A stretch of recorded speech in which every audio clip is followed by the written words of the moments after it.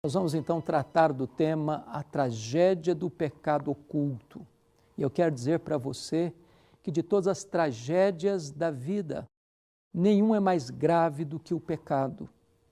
O pecado é mau, o pecado é sujo, o pecado é treva, o pecado é uma conspiração contra Deus, o pecado é uma quebra da lei de Deus. O pecado é pior do que a pobreza, do que a doença, do que a solidão, do que a própria morte. Essas coisas todas não necessariamente nos separam de Deus, mas o pecado faz separação entre nós e o nosso Deus. Se Deus é o supremo bem, o pecado é o máximo do mal.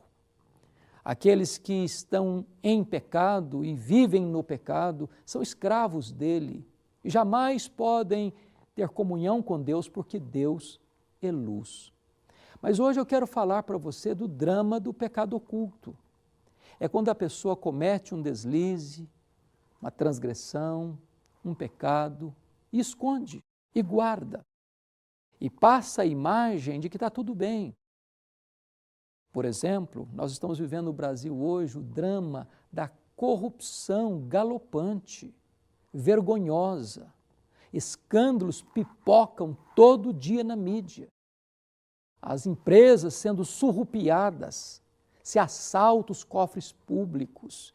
E aqueles que roubam, aqueles que se enriquecem ilicitamente, imaginam que vão viver tranquilamente, jamais vão ser descobertos, jamais vão ser apanhados pela lei.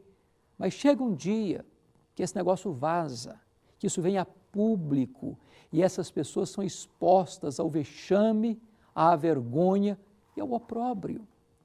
O marido que dá uma escapadela, ou a esposa que dá uma escapadela e trai o cônjuge, vai para a cama com alguém que não é o seu cônjuge. Parece que está tudo bem, mas chega uma hora que aquilo que foi feito às escondidas, com a porta do quarto trancada, vem à tona, é descoberto, vem a vergonha, vem a dor, vem a punhalada nas costas, vem a traição. O pecado oculto é uma tragédia, porque leva a pessoa a viver de uma forma hipócrita. Ele passa uma imagem que está tudo bem. Às vezes a pessoa esconde esse pecado atrás da capa da religiosidade e vive uma vida hipócrita, como um ator num palco que desempenha um papel que não é o seu próprio papel, a sua própria vida. O pecado, ele escraviza. O pecado mata. O pecado vai levar você mais longe do que você gostaria de ir. O pecado vai custar para você um preço mais caro do que você gostaria de pagar. O pecado vai reter você mais tempo do que você gostaria de ficar. Provérbios 28:13 diz assim, aquele que encobre as suas transgressões jamais prosperará, mas aquele que as confessa e deixa alcançará misericórdia. O rei Davi, depois de pecar com Batseba, adulterar com ela, ele guardou esse pecado no coração. Ele não contou para ninguém. E ele continuou exercendo o seu papel de rei, despachando no seu palácio. Mas lá por dentro havia uma dor, havia uma culpa, havia um medo, havia uma angústia. Diz a Bíblia que o vigor dele se tornou em sequidão de estio. As lágrimas rolavam pelo seu rosto. Ele não tinha paz na alma, ele não tinha sossego no coração, porque o próprio Deus pesava a sua mão sobre ele de dia e de noite. Enquanto Davi guardou no coração o pecado, ele não teve paz. E eu quero encorajar você a não guardar pecado no coração, porque o pecado é uma fraude, é um engodo, é uma isca. O pecado leva você a pensar que aí tem felicidade, aí tem prazer. E quando você retém esse pecado, você não tem paz, você não dorme direito, você não tem alegria no coração. Então, o que você precisa fazer é confessar o pecado. É pôr isso para fora. É espremer o pus da ferida. É fazer uma asepsia na sua alma. É dizer, Deus, eu não posso viver com isso. Deus, eu não quero conviver com isso. Então você romper com isso, romper com essa prática, andar na luz. E o resultado disso é o seguinte, é que você encontra sossego para o seu coração. Aquele que confessa o seu pecado e deixa o pecado, alcança misericórdia. Não é só confessar, é confessar e abandonar o pecado. É ter uma nova postura, uma nova atitude, é viver uma nova vida, é acertar as coisas pendentes da vida.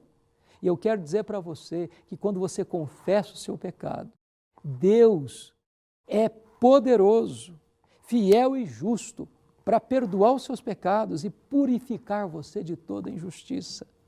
A Bíblia diz que o sangue de Jesus nos limpa, nos lava de todo o pecado. Talvez você diz, mas eu fui longe demais, mas eu errei demais, para mim não tem mais jeito, para mim não tem mais saída.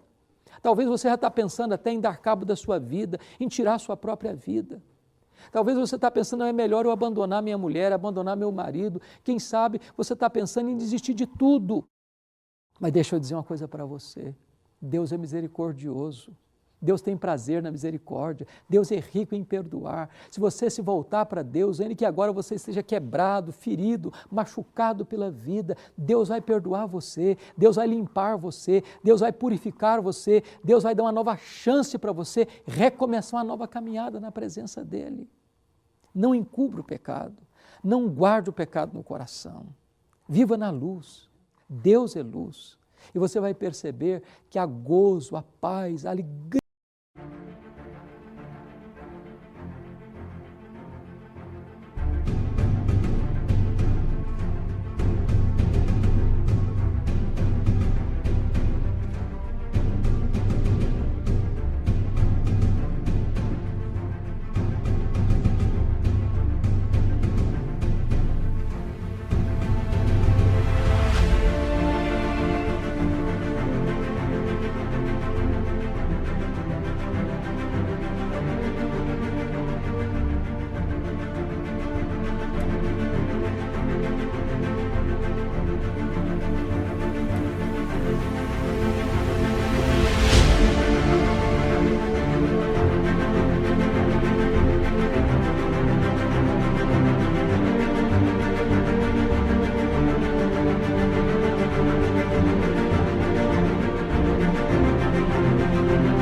No perdão de Deus.